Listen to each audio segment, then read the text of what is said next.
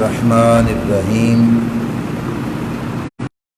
کذالک نری ابراہیم ملکوت السماوات والارض ولیکون صدق اللہ العظیم ان اللہ وملائکتہ یصلون علی النبی یا ایہا الذین آمنوا صلوا علیہ وسلموا تسلیما۔ درود پاک الصلاۃ والسلام علیک یا سیدی یا رسول اللہ وعلی آلک واصحابک یا سیدی یا حبیب اللہ۔ الصلاۃ والسلام علیک یا سیدی یا نبی اللہ وعلی آلک واصحابک یا سیدی یا نور اللہ۔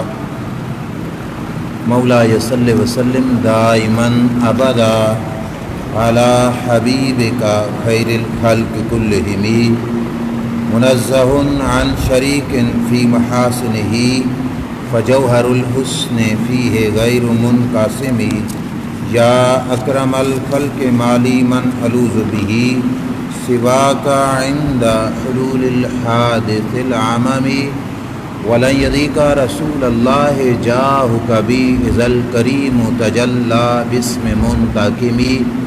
رب صل وسلم دائما ابدا علی حبیبک خیر الخلق کلہم۔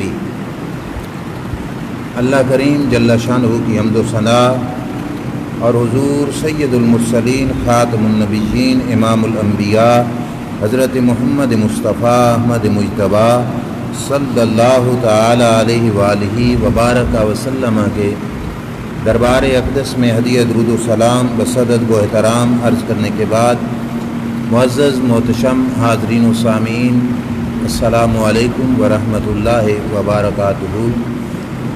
ماہ ذوالحج شریف کا یہ پہلا جمعہ شریف ہے۔ ہماری گفتگو قرآن مقدس کی تفسیر کے حوالے سے چل رہی تھی، لیکن آج کے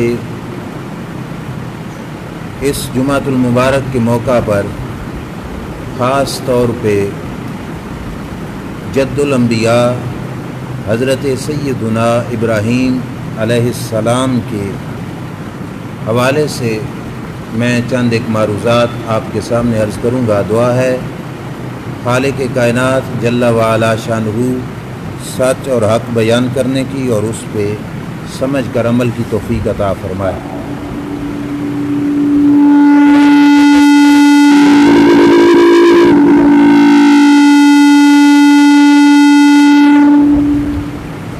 کئی مقامات پر رب ذوالجلال نے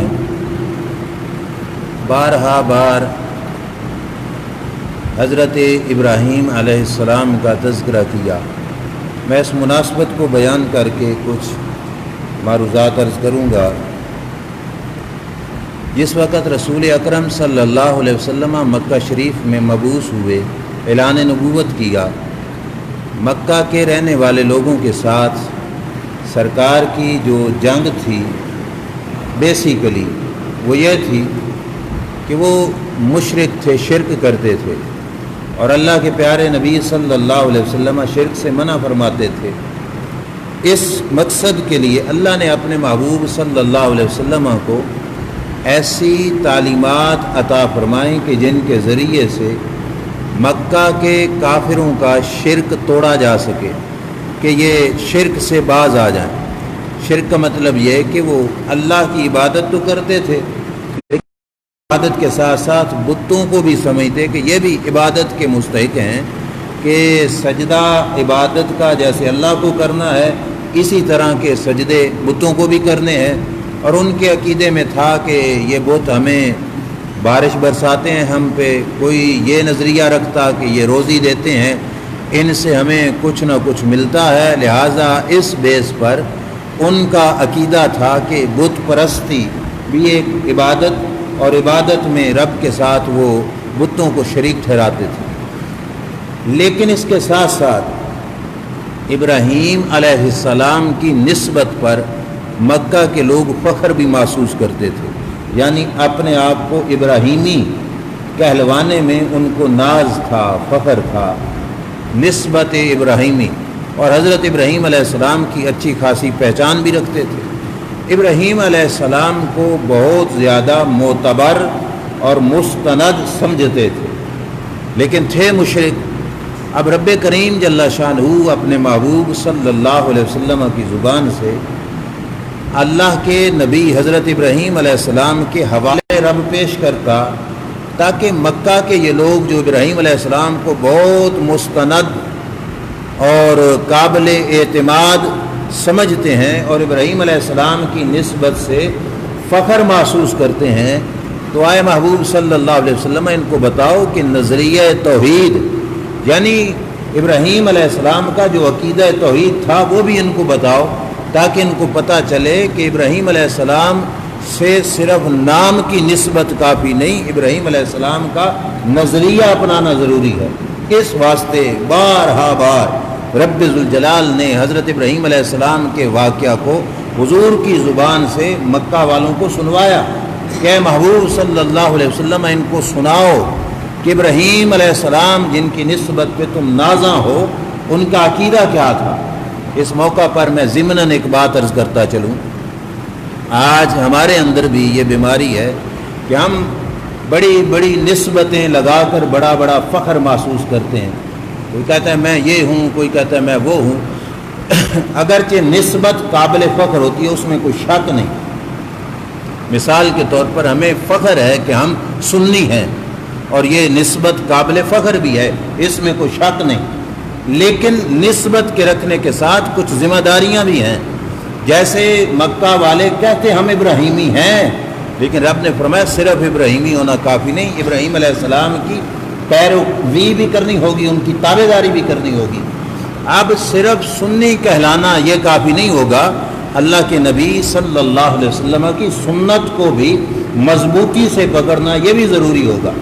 یہ نہیں کہ ساری زندگی ایک سنت کو بھی عمل میں نہ لائیں اور ناز سے کہیں ہم سنی ہیں، تو رب فرمائے گا یہی کہ اپنے نبی صلی اللہ علیہ وسلم کا طریقہ تو دیکھو۔ سنت صرف دو اپنانے سے بندہ پورا سنی نہیں ہو جائے گا، اپنا سارا کردار سنت کے سانچے میں ڈالنا پڑے گا۔ ایک سنت کے بچہ پیدا ہو گیا، اس کو سنت ہی بٹھا دیا، ختنہ کرا دیا، یہ سنت، دوسری سنت نکاح والی یہ پوری کر لی، اور زندگی بھر یہ کہتا رہا میں سنی ہوں، تو پھر اپنی زندگی میں باقی سنت جو حضور کی سیرت ہے، کردار ہے، اس کو بھی لانا پڑے گا۔ اسی طرح رب ذوالجلال نے فرمایا ابراہیم علیہ السلام کے نام لیوا، ابراہیم علیہ السلام کی نسبت پہ فخر کرنے والے، اپنے آپ کو ابراہیمی کہلوانے والوں، ابراہیم علیہ السلام کا نظریہ تو دیکھو۔ اب ابراہیم علیہ السلام کی رب نے پہلے تو شان بیان کی اور پھر ان کا عقیدہ توحید بیان کیا تاکہ کسی کو کوئی شک نہ رہے۔ اللہ نے قرآن میں ارشاد فرمایا وَكَذَلِكَ نُرِي ابراہیم ملکوت السماوات والارض، فرمایا ابراہیم مجھے ماننے والا تھا نا، تو میں نے اپنے بندے ابراہیم علیہ السلام کو اپنی ساری بادشاہی دکھائی۔ کہاں پہ؟ ملکوت السماوات والارض، سارے آسمانوں میں جو رب کی بادشاہی کے نظارے تھے، ساری زمینوں میں جو رب کی بادشاہی کے نظارے تھے، رب نے پردے اٹھا کر اپنے نبی حضرت ابراہیم علیہ السلام کو سارا نظارہ کرا دیا۔ اب یہاں پہ غور کرو، اگر ابراہیم پیغمبر علیہ السلام کو رب نے سب کچھ دکھایا، تو آخر الزمان پیغمبر تو نبیوں کے نبی ہیں۔ قرآن کا دعویٰ ہے کہ اللہ فرماتا ہے زمینوں کی ساری بادشاہی، آسمانوں کی ساری بادشاہی۔ اب آپ ذرا بتاؤ، کیا زمین و آسمان کا کوئی حصہ ہے جو رب کی بادشاہی سے باہر ہے؟ کچھ بھی نہیں، ایک چپے کے برابر بھی نہیں، سارا کچھ اللہ کی بادشاہی میں داخل ہے۔ جو جو بادشاہی میں داخل تھا وہ سب کچھ ابراہیم علیہ السلام کو رب نے دکھایا۔ مطلب یہ تھا کہ میرا ابراہیم میری توحید کا اعلان کرنے کے لحاظ سے یہ نہ سمجھنا کہ اللہ کا کوئی شریک فلاں علاقے میں تو تھا، ابراہیم کو پتہ نہیں تھا، اس واسطے وہ کہتا تھا کہ میں صرف اللہ کو مانتا ہوں اور کسی کو نہیں۔ تو اللہ نے فرمایا نہیں، میں نے سارا زمین، سارا آسمان، سارے حصے اس کے دکھائے ابراہیم علیہ السلام کو، وَلِيَكُونَ مِنَ الْمُوقِنِينَ، کیوں؟ تاکہ ان کا یقین بڑھ جائے۔ اور یہ نعرہ کہ اللہ کے سوا کوئی نہیں عبادت کے لائق، اس نعرے میں کوئی دلیل مانگے یا کسی کو شک و شبہ نہ رہے۔ رب ذوالجلال جل شانہ نے فرمایا کہ ہم نے سب کچھ دکھایا، ساری زمینیں دیکھیں، سارے آسمان دیکھے۔ ابراہیم علیہ السلام سب کچھ دیکھنے والے کہتے ہیں کہ رب کے علاوہ کسی مقام پر بھی رب کا کوئی شریک نہیں، عبادت کا مستحق رب کے علاوہ کوئی بھی نہیں، صرف رب کی ذات ہے۔ تو ابراہیم علیہ السلام کے اس نظارے پہ یقین کرو پھر تم بھی کہ روئے زمین پر کسی مقام پر کوئی بھی رب ذوالجلال کا شریک نہیں ہے۔ یہاں پہ میں اپنے شیخ کامل حضور شیخ الاسلام والمسلمین سیدی و مرشدی خواجہ خواجگاہ خواجہ محمد قمر الدین سیالوی رحمۃ اللہ تعالی علیہ کی بات بھی عرض کرنا ضروری سمجھتا ہوں۔ لوگ جب علم غیب کے مسئلے پہ جھگڑتے کہ حضور کو اتنا علم ہے، اتنا علم ہے، اتنا علم معاذ اللہ نہیں ہے، تو حضور شیخ الاسلام والمسلمین عقیدہ توحید سے اللہ کے نبی صلی اللہ علیہ وسلم کے علم غیب کو ثابت کرتے۔ یہ ان کا ایک خاص انداز تھا۔ کیا فرماتے تھے؟ فرماتے تھے تم دعوے دار ہو کہ لا الہ الا اللہ، ہم پڑھتے ہیں نا، ہمارا ایمان ہے کہ لا الہ الا اللہ، معنی کیا ہے؟ نہیں ہے کوئی الہ سوائے اللہ کے۔ الہ صرف اور صرف کون ہے؟ اللہ۔ معبود کون ہے؟ صرف اللہ۔ ہماری عبادتوں کا مستحق کون ہے؟ صرف ایک ذات، کون؟ اللہ۔ کوئی الہ نہیں۔ ہم نے دعویٰ کر دیا کوئی الہ نہیں، کہیں پہ بھی نہیں، کسی جگہ پہ بھی نہیں، کوئی الہ نہیں، صرف ایک ہے۔ کون ہے؟ وہ اللہ ہے۔ حضور شیخ الاسلام والمسلمین خواجہ خواجگاہ خواجہ محمد قمر الدین سیالوی رحمۃ اللہ علیہ فرماتے تھے اگر کوئی مشرک پوچھے کہ اے مسلمان تو دعویٰ کرتا ہے کہ کسی مقام پر بھی کوئی اور الہ نہیں سوائے اللہ کے، کوئی تم سے پوچھے کہ تو نے ساری زمین دیکھی ہے، ساری زمین تم نے دیکھی ہے، تو ہم ضلع خوشاب میں بیٹھے ہیں، کوئی ہم سے پوچھے سارا خوشاب دیکھا ہے تو ہماری زندگیوں کی کتنے سال بیت گئے، کیا کوئی دعویٰ کر سکتا ہے کہ سارا خوشاب میں نے دیکھ لیا؟ ایسی بات تو نہیں۔ تو کوئی پوچھے ساری زمینیں، سارے آسمان، سمندروں کی تہیں، جنگلات، بیابان، ویرانے سارے دیکھے تم نے کہ دعوے کرتے ہو کہ کوئی اور الہ نہیں سوائے اللہ کے، تو کیا جواب دو گے؟ ایک ہی جواب ہوگا کہ میں نے اپنی طرف سے یہ نعرہ نہیں لگایا کہ لا الہ الا اللہ، کسی کے کہنے پہ لگایا۔ کس نے کہا؟ اللہ کے رسول حضرت محمد مصطفیٰ صلی اللہ علیہ وسلم نے فرمایا کہ بندے کہے لا الہ الا اللہ، اور انہوں نے بن دیکھے نہیں لگایا تھا۔ اگر حضور کا نعرہ بھی بن دیکھے ہو تو پھر تمہارا نظریہ توحید بھی شک میں پڑ جائے گا۔ نظریہ توحید کو بچانا ہے تو ماننا پڑے گا کہ ساتوں زمینوں میں، ساتوں آسمانوں میں، تحت الثری تک، عرش مولا تک، کائنات کا کوئی کونا ایسا نہیں جو نگاہ مصطفیٰ سے پوشیدہ ہو۔ سب کچھ حضور نے دیکھا، سب کچھ چھان بین کی، سب کچھ دیکھ کر رب کے محبوب نے نعرہ لگایا لا الہ الا اللہ، کہ کوئی الہ نہیں سوائے اللہ کے۔ دیکھا انہوں نے، ہم نے تو ان کی نگاہ پہ یقین کیا ہے اور اسی پر ایمان لے کے آئے ہیں۔ اب ذرا سمجھو، ابراہیم علیہ السلام کے حوالے سے رب نے فرمایا کہ ہم نے سب کچھ ان کو دکھایا، ان کا یقین کامل ہو جائے بڑھانے کے لیے، اور اس واسطے بھی تاکہ کوئی اعتراض نہ کر سکے۔ اس مقام پر روح المعانی کے اندر سید محمود آلوسی رحمۃ اللہ علیہ نے ایک بات بیان کی، وہ بھی ضمناً ہے، میں بات کو عرض کر کے اپنے موضوع کی طرف آؤں گا۔ اب فرماتے ہیں جس وقت اللہ نے سب کچھ دکھایا نا ابراہیم علیہ السلام کو، تو روئے زمین پہ گناہ گار بھی تو بستے ہیں، ہم جیسے خطا کار، سیاہ کار، وہ بھی تو بستے ہیں۔ تو اس نظارے میں ابراہیم علیہ السلام کو ایک شخص نظر آیا جو اللہ کی نافرمانی کر رہا تھا۔ بندہ رب کا، صبح و شام کھاتا رب کا ہے، مخلوق اس کی ہے، لیکن اس کی نافرمانی میں مصروف ہے، گناہ کا عمل کر رہا ہے۔ ابراہیم علیہ السلام نے دیکھا تو غصہ آیا، اس کے خلاف ابراہیم علیہ السلام نے دعا کی، ہلاکت کی کہ یہ ہلاک ہو جائے، کہ کیسا اور بے وفا بندہ ہے کہ کھاتا بھی رب کا ہے اور پھر اسی کی نافرمانی کر رہا ہے۔ گناہ گار کو دیکھ کر ابراہیم علیہ السلام نے اس کے ہلاکت کی دعا کر دی، وہ تو ہو گیا ہلاک۔ اسی نظارے میں ایک اور مقام پہ دیکھا تو ایک اور شخص بھی گناہ میں مصروف تھا، ابراہیم علیہ السلام نے اس کے خلاف بھی دعا کی، وہ بھی ہلاک ہو گیا۔ دوران نظارہ ایک تیسرا شخص دیکھا جو اللہ کی نافرمانی میں مصروف تھا۔ ابراہیم علیہ السلام نے جب دیکھا اس کے خلاف دعا کرنا چاہی تو رب نے روک دیا۔ دعا کرنا چاہی مگر رب نے، یہ دیکھو ماں باپ کو اولاد سے اتنا پیار نہیں جتنا رب کو اپنے بندوں سے پیار ہے، کتنا مہربان ہے پروردگار عالم۔ اللہ نے روک دیا ابراہیم علیہ السلام کو، فرمایا ابراہیم میرے بندوں کی ہلاکت کی دعا نہ کرنا، نہ دعا کرنا کہ یہ ہلاک ہو جائے، یا اللہ تیرا نافرمان ہے، گناہ گار ہے، تیرا عصیان کر رہا ہے، تیری نافرمانی کر رہا ہے۔ میرے رب نے فرمایا نافرمانی کرنے والے میرے بندوں کی 3 قسمیں ہیں، توجہ سے سننا، اور پھر اللہ کی رحمت پر ناز کرنا کہ کتنا رحیم و کریم پروردگار ہمیں ملا۔ میرے رب نے فرمایا ابراہیم میرے گناہ گار بندوں کی 3 قسمیں ہیں۔ کون سی؟ فرمایا ایک تو وہ ہیں جو گناہ کرتے ہیں اور گناہ کرنے کے بعد انہیں احساس ہوتا ہے اور احساس ہونے پر وہ توبہ کر لیتے ہیں، فرمایا وہ مجھے بڑے پیارے لگتے ہیں۔ گناہ کرتے ہیں، گناہ کے بعد شرمندگی ہوئی، احساس ہوا، توبہ کر لی، رب سے معافی مانگ لی، فرمایا وہ بندے مجھے پیارے ہیں۔ صرف گناہ کو دیکھ کر ہلاکت کی دعا نہ کرو۔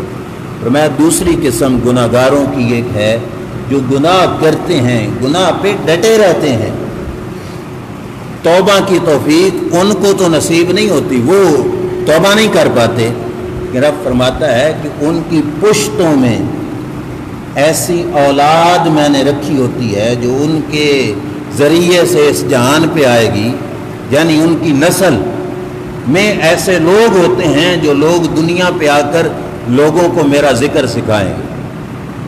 خود گناہ گار ہے، خود خطا کار ہے، لیکن اولاد ایسی آئے گی کہ رب فرماتا ہے کہ وہ دنیا کو، کائنات کو میرے ذکر سے بھرے گی، عبادت اور تسبیح اور ذکر کرنے والی ہوگی۔ فرمایا ایسے لوگ ہوں گے، دوسری قسم ان لوگوں کی۔ فرمایا یہ بھی ہیں گناہ گار مگر میرا ذکر کرنے والے ان کی نسلوں میں آئیں گے، فرمایا ان کو بھی میں ہلاک نہیں کرتا۔ کیوں؟ ان کا منہ نہیں، ان کی نسلوں کا منہ ہے۔ پتہ چلا ہو سکتا ہے باپ خطا کار ہو اور اولاد نیکوکار ہو سکتا ہے۔ اللہ تعالیٰ فرماتے ہیں نا یخرج الحی من المیت، اللہ مردہ سے زندہ کو نکالتا ہے اور کبھی زندہ سے مردہ کو نکالتا ہے۔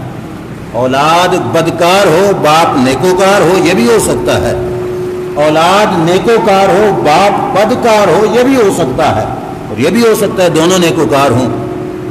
یزید پلیت کس کردار کا مالک تھا اور باپ سے آبی رسول امیر معاویہ رضی اللہ تعالی عنہ، باپ کیسا اور بیٹا کیسا، یعنی اولاد بد کردار اور باپ نیکوکار۔ اور کبھی ایسا ہوتا ہے کہ اولاد نیکوکار اور باپ بد کردار۔ عبداللہ بن ابی کا سکا بیٹا تھا، عبداللہ حضور کا نوکر تھا، غلام تھا، عاشق۔ ابو لہب کا بیٹا تھا، ابو جہل، دونوں کے بیٹے مسلمان ہوئے۔ ابو جہل کا بیٹا اکرمہ تھا جس نے کلمہ پڑھا، مسلمان ہوا۔ تو نیکوں کی اولاد میں برے اور بروں کی اولاد میں نیک آتے رہتے ہیں۔ فرمایا ابراہیم میں ان بروں کو بھی چھوڑ دیتا ہوں کیونکہ ان کی نسلوں سے نیک لوگ پیدا ہونے ہوتے ہیں۔ 2 قسمیں ہو گئیں۔ اور فرمایا ابراہیم تیسری قسم کے گناہ گار ایسے ہوتے ہیں جو گناہ کرتے ہیں، ان کو گناہ کے بعد توبہ کی توفیق بھی نہیں ملتی اور نہ ان کی نسل میں کوئی نیک ہوتا ہے، مگر ان کو موت بھی گناہ پہ آتی ہے۔ لیکن فرمایا ابراہیم پھر وہ ان کا معاملہ ہے اور میرا معاملہ ہے، روز حشر وہ جانے اور میں جانوں، میں ان سے کر لوں گا جو کچھ کرنا ہے۔ یہ فرما دیا رب ذوالجلال نے۔ فرمایا ابراہیم دعا اس کے خلاف نہ کرو۔ یہ ضمناً بات عرض کی کہ اس دوران ابراہیم علیہ السلام نے یہ دیکھا اور رب نے اتنی کرم نوازی کی اچھا، حضرت ابراہیم علیہ السلام سب کچھ دیکھ کر لوگوں کو بتوں کی پرستش سے روکتے رہے۔ سورہ شعراء کے اندر رب ذوالجلال ارشاد یوں فرماتا ہے وَاتْلُ عَلَيْهِمْ نَبَأَ ابراہیم، محبوب ابراہیم کی بات ذرا اپنی قوم کو سناؤ۔ اور حکمت وہی جو میں نے پہلے عرض کی، کیونکہ یہ ابراہیم علیہ السلام کو بڑا مانتے تھے۔ اللہ نے فرمایا قصہ سناؤ ابراہیم علیہ السلام کا اپنی قوم کو، اپنے زمانے کے مسلمانوں کو، کہ ابراہیم علیہ السلام نے دعوی توحید کس انداز میں کیا اور نعرہ توحید کس طریقے کے ساتھ لگایا۔ ابراہیم علیہ السلام نے اپنے زمانے کے لوگوں کو یہ کہا کہ ما تعبدون، تم عبادت کن کی کرتے ہو؟ تم عبادت کن کی کرتے ہو؟ انہوں نے کہا کہ نعبد اصناما، ہم تو بتوں کی عبادت کرتے ہیں، بت پرست تھے نا۔ تو حضرت ابراہیم علیہ السلام نے پوچھا ان سے، بڑا غور کرنا، تھوڑی توجہ۔ ابراہیم علیہ السلام نے فرمایا هل يسمعونكم اذ تدعون، فرمایا جب تم انہیں بلاتے ہو تو کیا تمہارے پکارنے پر وہ تمہاری پکار کو سنتے ہیں؟ تمہاری آواز کو سنتے ہیں؟ بنے ہوئے جو پتھر کے ہیں، کہا سنتے ہیں۔ او ينفعونكم، یا تمہیں کوئی فائدہ دیتے ہیں، او یضرون، یا تمہیں کوئی نقصان دیتے ہیں۔ یہ ساری تقریر ابراہیم علیہ السلام کیوں کر رہے؟ اس واسطے کہ ان لوگوں کو اس عمل سے ہٹانا ہے کہ بتوں کی عبادت نہیں کرنی، بتوں کی پوجا نہیں کرنی، بت پرستی نہیں کرنی۔ اس واسطے ابراہیم علیہ السلام ان کو یہ دلیل دے کے روک رہے ہیں۔ فرمایا یہ سنتے ہیں، یہ تمہاری بات کا جواب دیتے ہیں، کیا یہ کوئی نفع دیتے ہیں، کیا یہ کوئی نقصان دیتے ہیں؟ تو اب قوم کے پاس کوئی جواب نہیں تھا۔ کیوں؟ کیونکہ اگر وہ کہیں سنتے ہیں تو ابراہیم علیہ السلام نے پکڑ لینا تھا، کہنا تھا آؤ میرے ساتھ، میں کسی بت کے پاس جا کے بولتا ہوں، کیا وہ میری بات سنتا ہے؟ اس نے کدھر سننی تھی؟ یا کہتے جواب دیتے ہیں تو ابراہیم علیہ السلام کہتے چلو میں تمہارے ساتھ آتا ہوں، سناؤ مجھے کیا جواب دیتے ہیں۔ اگر وہ کہتے کہ ہمیں کوئی نفع دیتے ہیں تو ابراہیم علیہ السلام پوچھ لیتے کہ نفع کیا دیتے ہیں، نقصان سے بچاتے ہیں یا ہمارا نقصان کر دیتے ہیں، تو ابراہیم علیہ السلام وہ بھی پوچھ سکتے تھے۔ اس کا تو ان کے پاس جواب نہیں تھا۔ تو اب جواب کیا دیا؟ کہنے لگے بل وجدنا آباءنا کذالک یفعلون، ابراہیم علیہ السلام ہمیں اس بات کا نہیں پتہ کہ یہ کیا کرتے ہیں کیا نہیں کرتے، ہم ان کے پیچھے لگے ہیں اس وجہ سے کہ ہمارے باپ دادا اسی طرح کرتے تھے، ہم ان کی دیکھا دیکھی اسی طرح کر رہے ہیں۔ یہ ہماری قوم کی بھی بہت بڑی غلطی کہ ہم یہ دیکھتے ہیں کہ ہمارے باپ دادا کس روش پر ہیں، کیا کہتے تھے، کیا کرتے تھے، کیا نہیں کرتے تھے۔ شریعت کا کوئی مسئلہ بتاؤ تو قوم گریبان پکڑ کے لڑنے پہ آ جاتی ہے، او ہمارے باپ دادا ایسے کرتے تھے، تم نئے مولوی آ گئے ہو۔ یہ نہ دیکھا کرو کہ باپ دادا کیسا کرتے تھے، دلیل کو دیکھا کرو۔ اگر کسی نے بات کہی اور دلیل سے کہی اور اس کے پاس باقاعدہ دلیل ہے، قرآن سے ہے، حدیث سے ہے، تو پھر یہ آگے سے کہنا کہ ہمارے باپ دادا ایسے تھے، یہ بات غلط ہے۔ ہاں اگر باپ دادا قرآن اور حدیث کے پیروکار ہوں تو پھر ان کے پیچھے چلو، لیکن باپ دادا سے کیا غلطی نہیں ہو سکتی؟ ان سے غلطی ہو گئی تو اولاد ساری زندگی یہ دھندا نہ کرے کہ باپ دادا اس راہ پر تھے لہٰذا میں بھی اسی راہ پہ چلتا ہوں۔ تو اللہ نے بتایا کہ وہ کہتے تھے کہ ہمارے باپ دادا اسی روش پر تھے لہٰذا ہم بھی اسی روش پر ہیں۔ اب ابراہیم علیہ السلام نے، میں مختصر کرتا ہوں، ابراہیم علیہ السلام نے ان کو سمجھانا تھا کہ تمہارے باپ دادا غلط تھے۔ اب ابراہیم علیہ السلام کہتے کہ یہ بت سنتے کوئی نہیں، یہ بت سمجھتے کوئی نہیں، یہ بت جواب نہیں دے سکتے، تو انہوں نے کدھر ماننا تھا؟ پریکٹیکلی انداز سے ابراہیم علیہ السلام نے ان کو سمجھایا، اور یہی بات میرے پورے موضوع کا مقصد کہ حضرت ابراہیم علیہ السلام قوم کے اندر رہ رہے تھے۔ قوم نے ابراہیم علیہ السلام کو ایک دفعہ کہا کہ ابراہیم ہمارے بتوں کے بارے میں دیکھنا ہے نا تو ہمارے ساتھ آنا، ہم ایک جگہ میلے کے لیے جاتے ہیں، میلہ ہوتا ہے سال کے اندر، اور وہاں پہ ہم کھیل تماشا بھی کرتے ہیں۔ ان کا طریقہ تھا جاتے ہوئے بتوں کے سامنے کھانے پکا کے رکھ گئے، واپس آئے تو تبرک سمجھ کر وہ کھایا اور کہا ہمارے ساتھ آنا پھر دیکھنا کیا صورتحال ہے۔ ان کے ذہن میں تھا کہ ہر انسانی طبیعت میں کھیل تماشا رچ بس جاتا ہے اور ان کی توجہ اس طرف زیادہ ہوتی ہے۔ ہر انسانی طبیعت میں بشریت کا، انسانی طبیعت کا تقاضا ہے، لیکن انبیاء اکرام علیہ السلام کی بشریت عام انسانوں کی بشریت جیسی نہیں ہوتی۔ ہماری طبیعت بھی کھیل تماشے کی طرف زیادہ جاتی ہے، نیکی کے کام کی طرف بہت کم آتی ہے۔ جشن بہاراں کے نام سے خوشاب میں میلہ لگا ہو تو لاکھوں لوگ جناب ٹکٹیں دے کر پیسے خرچ کر کے پہنچے ہوتے ہیں، اور مسجد میں 5 وقت کی اذان اور بغیر کسی بل کے اللہ کی بارگاہ میں جھکنا، اور اس تکلیف کو بھی ہم گوارا نہیں کرتے۔ تو بہرحال ان کی سوچ تھی، لیکن ابراہیم علیہ السلام نے جاتے ہوئے ایک طریقہ اختیار کیا، فرمایا انی سقیم، فرمایا میں بیمار ہوں، اس واسطے میں تمہارے ساتھ نہیں آ سکتا۔ دل میں ایک پلان تھا۔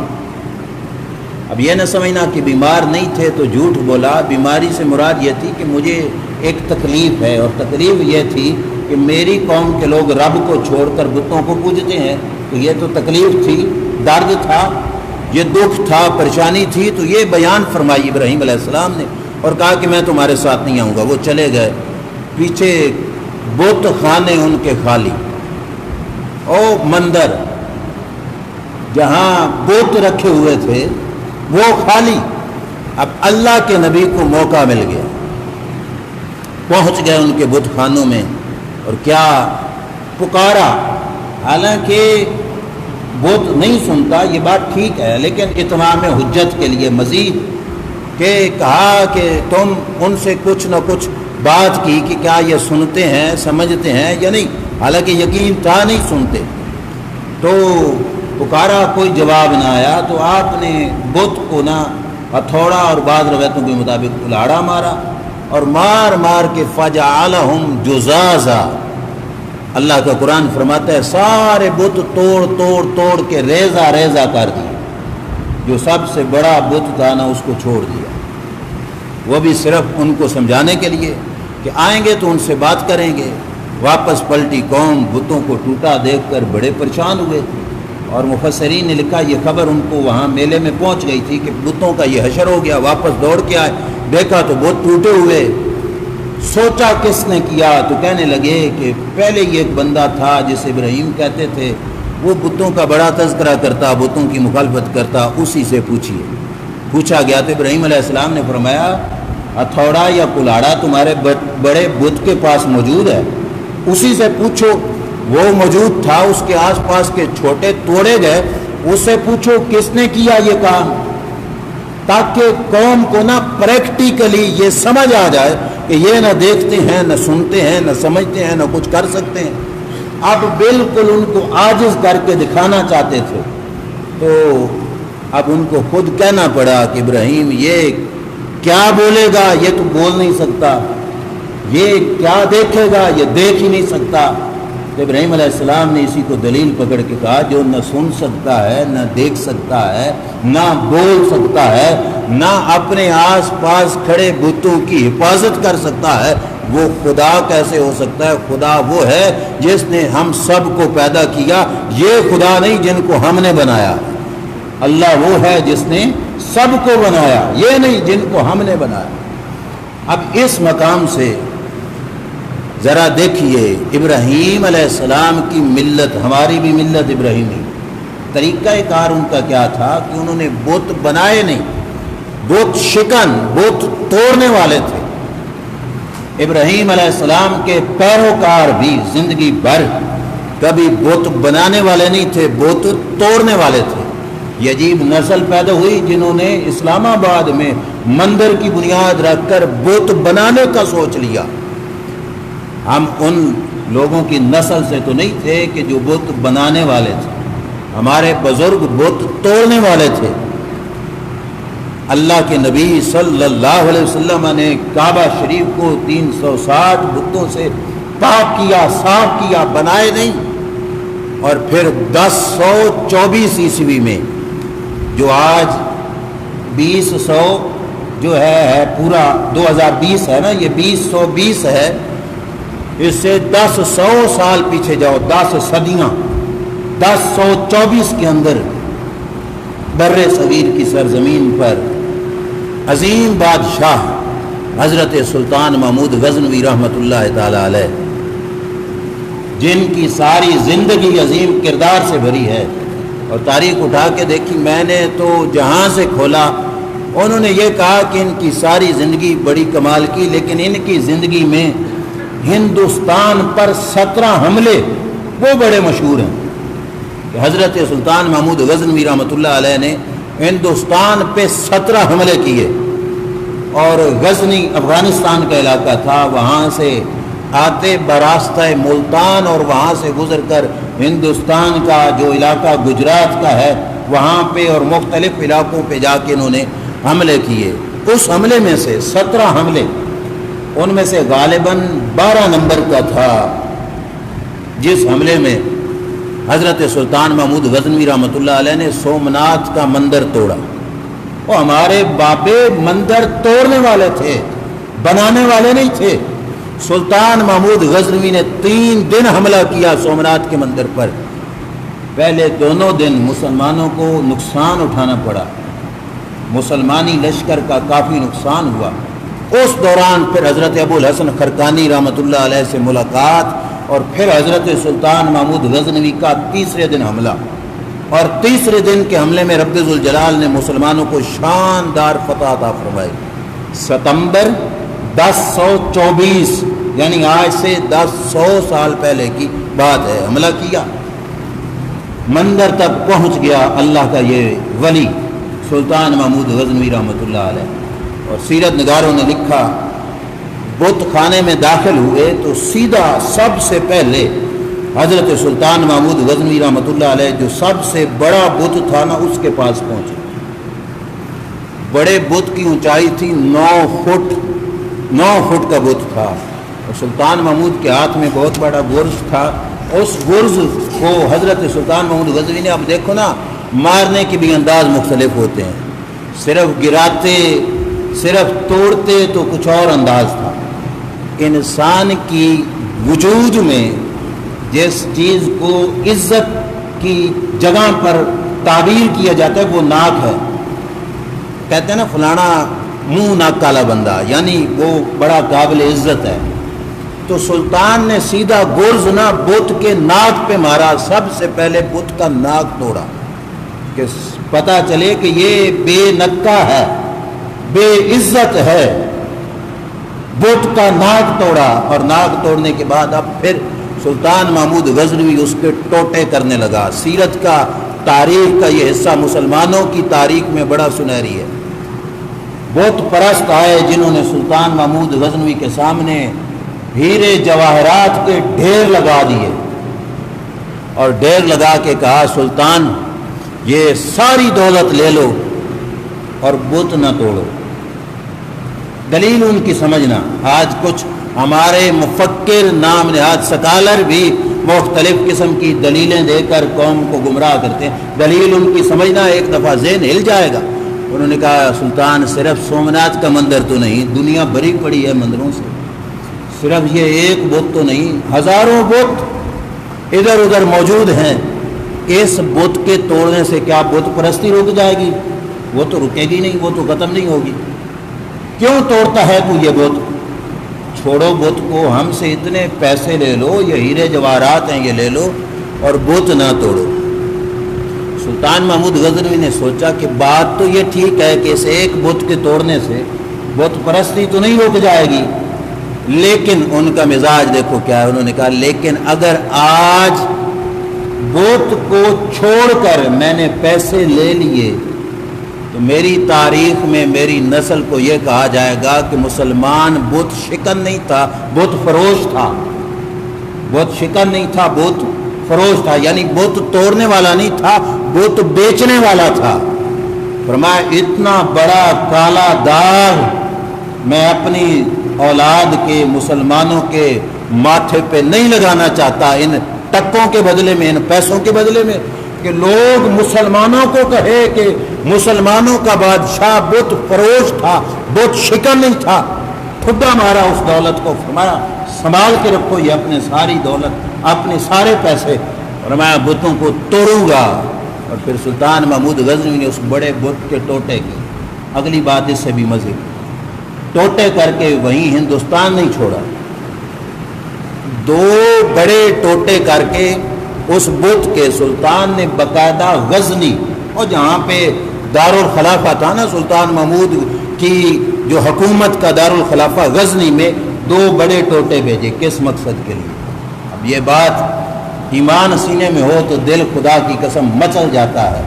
سلطان محمود غزنی نے 2 ٹوٹے بھیجے غزنی میں اور کہا ایک ٹوٹا تو رکھو نا جامع مسجد کے مین دروازے کی دہلیز پہ، جامع مسجد کی مین دروازے کی چوکھٹ پہ، جہاں پہ جوتے اتار کے لوگ آتے ہیں، کہا دروازے کی چوکھٹ پہ رکھو تاکہ مسجد میں آنے والا جوتوں کے نیچے روند کر مسجد میں داخل ہو، تاکہ پتہ چلے کہ مسلمان بت بنانے والا نہیں، بت توڑ کر پاؤں کے نیچے روندنے والا ہے۔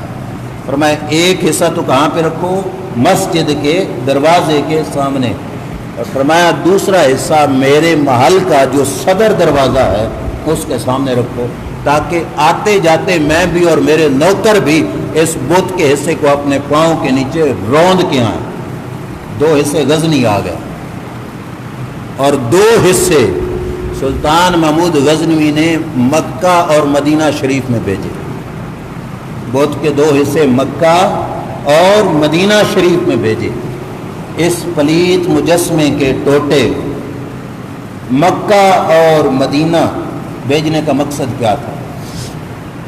سلطان کے ذہن میں جو حکمت ہوگی کتابوں میں مجھے نہیں ملی، وہ جانے، ان کا دماغ جو مجھ ناچیز کو ناقص علم کے حساب سے جو مجھے سمجھ آئی وہ یہ تھی کہ یہ ٹوٹے اللہ کے گھر کا شہر اور مدینہ مصطفیٰ صلی اللہ علیہ وسلم میں بھیجے گئے اس واسطے تاکہ یہ میری اس خدمت کی حاضری بن جائے کہ میں لا الہ الا اللہ محمد الرسول اللہ صلی اللہ علیہ وسلم پڑھنے والا مسلمان بت فروشی نہیں کی، میں نے بتوں کو توڑا ہے۔